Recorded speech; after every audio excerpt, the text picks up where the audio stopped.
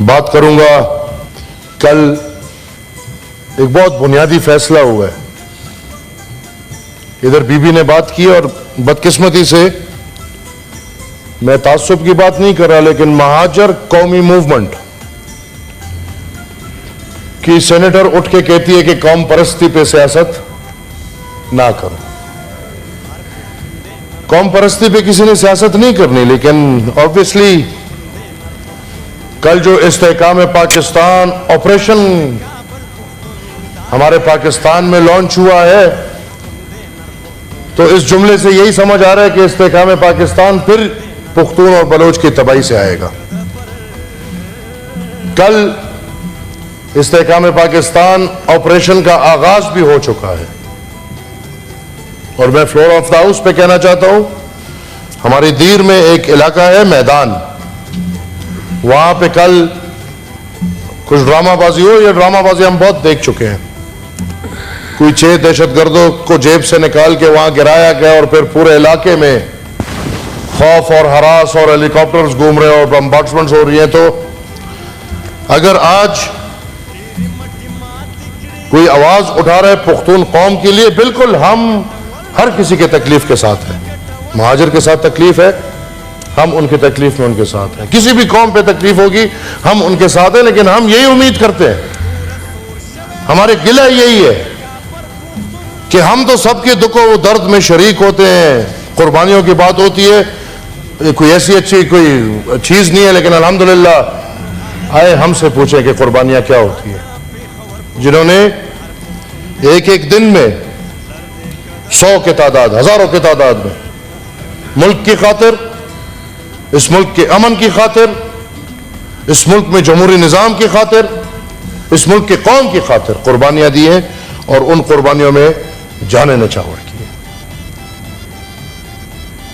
آج operation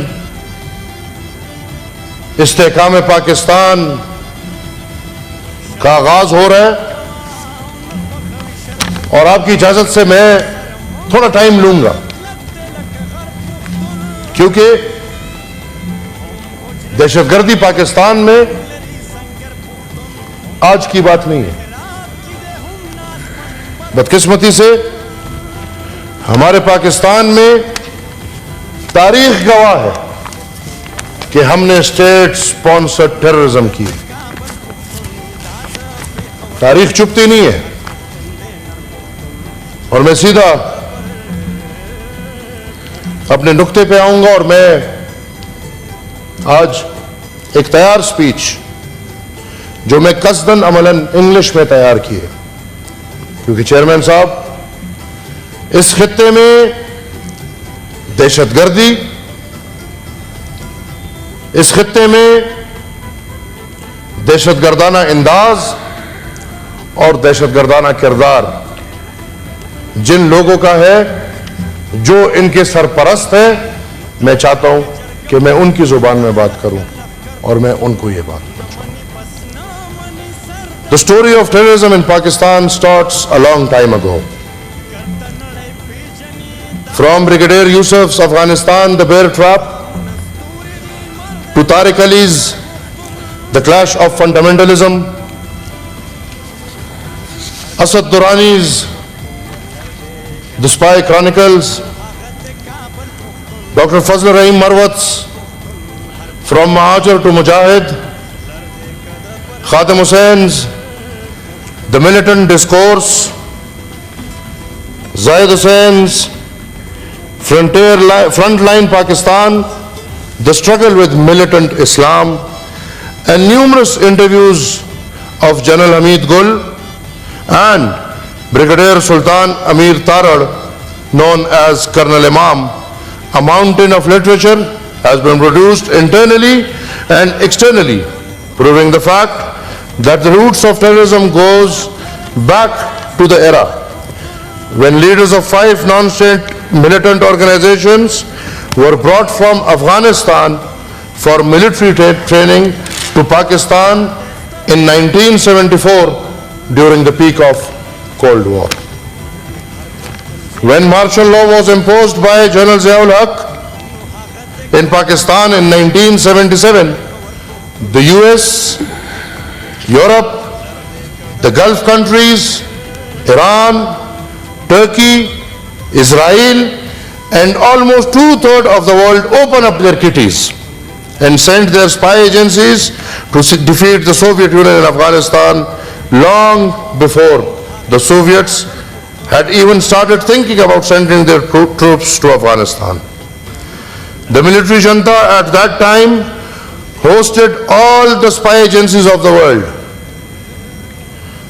established training camps in Pakhtunkhwa, in Balochistan, and in Punjab for the militant armed militias.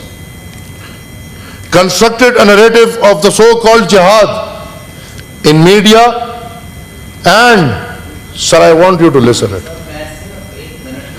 چلے ٹھیک ہے. یہ notice خطرناک ہوتے ہیں, لے لے, شاید کام آ جائے آپ کے. بول تو نہیں سکتے, شاید دیکھنے میں آپ کو فائدہ مل جائے. آ جائے واپس. And educational curricula and released huge funding for establishing madrasas, for recruiting foot soldiers for the so-called jihad. Pakhtunkhwa, Balochistan, and Afghanistan were made war theaters. I'm talking about 1977. This is now 2024. The US, Europe, and Israel became the defenders of Islam. A fully fledged guerrilla war against Afghanistan was started in the late 1970s, for which Pakhtunkhwa and Balochistan were made the launching pads. Billions of dollars and petrodollars were poured into create militarily, political, and ideological infrastructure of war in Pakistan in general and Pakhtunkhwa and Balochistan in particular. Bacha Khan, Khan Abdul Ghaffar Khan, my great-grandfather, and Khan Abdul Wali Khan, my grandfather, called this war a battle between two elephants, in which frogs would be crushed.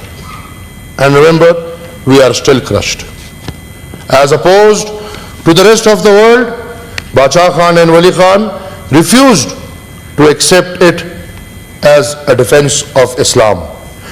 They said it was cultivation of war machine in the name of Islam for the strategic interests of the international powers, i.e.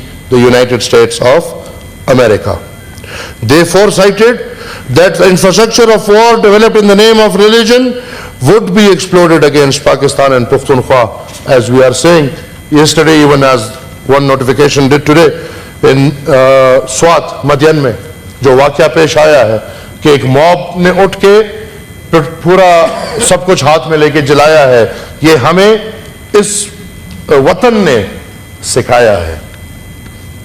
The Soviet forces entered Afghanistan in the late 1980s. Our leadership opposed the Soviet invasion and asked the White Bear to return their troops.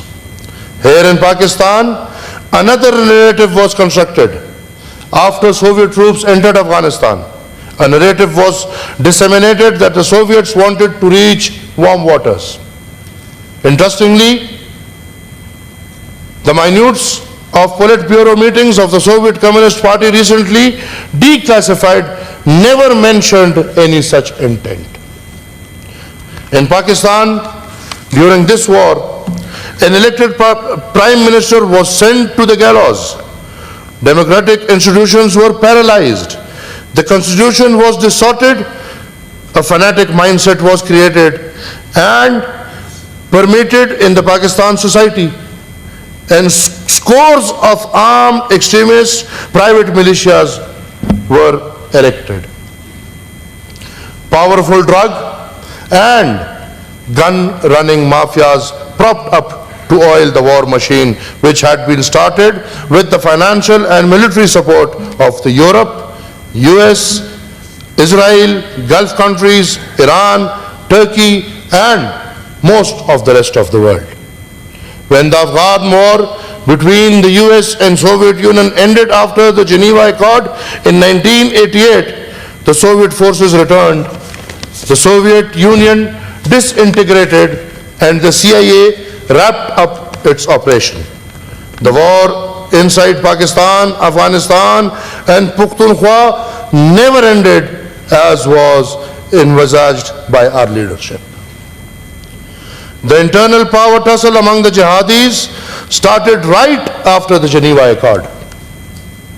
When the war turned ugly, another faction of these fanatics was supported by Pakistan and facilitated by the US. They called themselves Taliban from Kandahar. The Taliban took over Kabul in 1996. Afghanistan became a hub of the terror syndicate consisting of Al-Qaeda and other terror groups around the globe. The Twin Towers in the US were attacked and destroyed on 11th September 2001. The investigation led to the alleged involvement of the Al-Qaeda leader Osama bin Laden, who was allegedly harbored by Taliban in Afghanistan. The US asked the Taliban to hand over bin Laden, but the Taliban refused. The US and its allies started war on terror to dislodge the Taliban emirate in 2001. Bin Laden was later found in Pakistan mountainous towns of Afghanistan, and as they claim, he was killed in 2011. Well, I don't believe myself that he was killed, because in this era I haven't myself seen any of his picture or any of his video that's been shown where we can see that the terrorist, the biggest terrorist of the subcontinent, has been killed. The war infrastructure in Pukhtunkhwa and covert operations in Afghanistan were initiated in 1970s. The Mahajers were turned into Mujahids in 1980s. یہ بہت complemented چیز ہے. آج ہم جو افغانیوں کے ساتھ کر رہے ہیں ذرا اس وقت کو سوچیں. ہم نے ان کو ہار پہنائے تھے, دروازے کھولے تھے, اور افغانیوں کو ہم ادھر ہار پہنا رہے تھے. ایمل ولی صاحب, اگر آپ تھوڑا سا اذان کا ٹائم بھی ہے, باقی ممبران نے بھی بات سر پلیز, اگر پلیز ایک minute please please.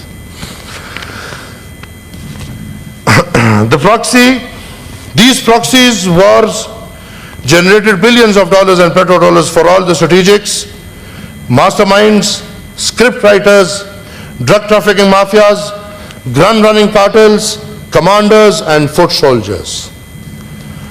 In the meanwhile, accommodation for religious, cultural, political, lingual, sectarian, ethnic, national and gender diversity squeezed and shrank to non-existence. Socio-cultural fabrics, ethno-national identities and democratic political forces have been damaged. Pakistan and especially Pukhtunkhwa and Balochistan have been put on time bomb that can explode anytime. The strategic depth policy in envisaging a co-opted Afghanistan and a march into the Central Asian republics was initially envisioned by General Ziaul Haq in the early 1980s. Realizing the immense strength of a religious emotional appeal, the security establishment of Pakistan perceived that by supporting non-state actors and militant militias, Pakistan could achieve its objective for political influence and resource exploration in Afghanistan and the Central Asia. We are not out of it yet. The security establishment perceived, in defense of all logic and objective reality, that through the use of non-state actors, Pakistan could defeat India in political influence, could explore the energy reservoirs in Central Asia, and could also expand control over a large swath of the planet to be considered a regional power. For this to happen, the security establishment adopted proxies, supported the Taliban government in the 1990s, as well as the Taliban insurgency in Afghanistan after the government was dislodged by the Security Council, mandated NATO and the ISAF forces. Analysts and policy experts have since been pointing out the inherent flaw in the construct of the strategic depth policy, but to no avail. According to all credible reports and evidence, during all the years of the decade of the 90s and into the 21st century, the security establishment of Pakistan had engaged with non-state actors and private militias active in Afghanistan and India, with no consideration being given to the policy's socio-cultural and socio-political impacts. Although things on the security front substantially changed after 9/11 around the globe, the security establishment of Pakistan stuck to its outdated paradigm. Favors to elements like the Haqqani network, the Maulvi Nazir group, the Afghan Taliban leadership, the Jamaat ud-Dawa, and several other continued throughout the 90s to date. At the same time, the security establishment of Pakistan captured dozens of Al-Qaeda operatives and handed them over to the US, besides crackdowns on organizations which frequently attacked state installations and the security establishment of Pakistan. The security establishment's media manipulation duly advocated the strategic depth policy by dividing the Taliban into good, the Afghan Taliban, and the Pakistan militant militias believed to be active only in Afghanistan. They were told to be good Talib, and the bad Taliban. The bad were those who were doing their activities in Pakistan. اور یہ سب انگریز گورا یہاں کر رہے ہیں، ان کو سنانے کے لیے میں انگریزی میں بول رہا ہوں. چلیں اب The growing ideological and non-state militaristic infrastructures in the settled and tribal belt of Pakistan started taking root in the socio-cultural and socio-economic dynamics of the communities around Pakistan.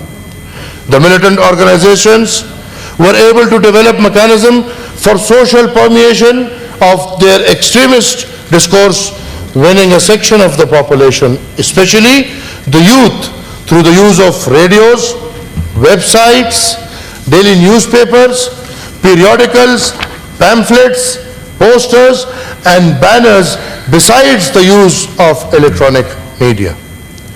This phenomena had helped them gain social control in certain communities in 2007 to 2010. The security establishment was looking the other way when all this was happening. The Tehreek-e-Nifaz-e-Shariat Muhammadi had brought about the whole Malakand division under its influence back in 1994, and the first ever reported stoning to death event by the Taliban took place in 1998 in Orakzai agency, which means that militant organization already had social control of large. ادھر ہی شروع ہو جاتا ہوں، چلیں ان کے ساتھ شروع ہو جاتے ہیں. نیشنل ایکشن پلان جو پاکستان مسلم لیگ کی حکومت میں بنا ہے، نیشنل ایکشن پلان جس کو پیپلز پارٹی نے سپورٹ دیا ہے، نیشنل ایکشن پلان جس کو ملک کے ہر ادارے نے سپورٹ دیا ہے، جو پاک فوج کے بیٹھے ہوئے نیشنل ایکشن پلان بنا ہے، اس پلان پہ ابھی تک عمل کیوں نہیں ہو رہا؟ پچھلوں پہ عمل نہیں ہوتا، ڈرامہ بازیاں ختم نہیں ہوتی، آپریشن کے بعد آپریشن، ہر آپریشن میں طالب کو کوئی نقصان نہیں، دہشت گرد کو کوئی نقصان نہیں، قوم تباہ، علاقے تباہ، فوج کا کنٹرول. بھائی قدرتی وسائل ہیں اور کوئی مسئلہ نہیں ہے. آج ہم چیخ چیخ کے کہہ رہے ہیں کہ آپریشن اگر دہشت گردوں کے خلاف ہے تو کل جن لوگوں نے 102 دہشت گردوں کو سزا سے رہا کیا، کیا ان کو سزا ملنی چاہیے کہ نہیں ملنی چاہیے؟ ان دہشت گردوں میں ہمارے سوات کا جو جس کو بچر آف سوات کہا جاتا تھا مسلم خان وہ ادھر تھا.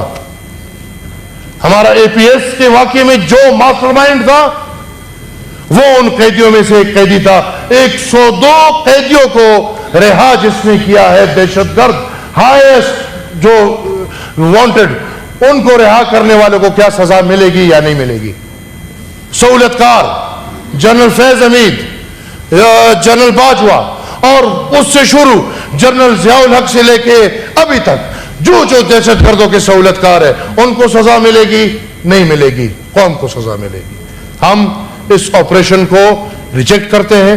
ہم دہشت گردوں کی سپورٹ میں نہیں ہیں, لیکن ہم ڈرامہ بازیاں نہیں چاہتے. ہم چاہتے ہیں کہ پاکستان اگر فیصلہ کرتی ہے دہشت گردی کا خاتمہ کرے, گڈ اور بیڈ کے تمیز سے نکلے. ہر دہشت گرد ہے, اس کا کوئی مذہب نہیں, اس کا کوئی دین نہیں, اس کا کوئی رنگ نہیں, اس کا زبان نہیں. اس کے خلاف کاروائی ہو, صحیح کاروائی ہو. یہ نہ ہو کہ دہشت گرد کھلے گھوم رہے ہیں, وہ ان کے پروٹوکولوں میں گھوم رہے ہیں آج بھی, اور قوم تباہی اور بربادی کے سامنے پیش ہو.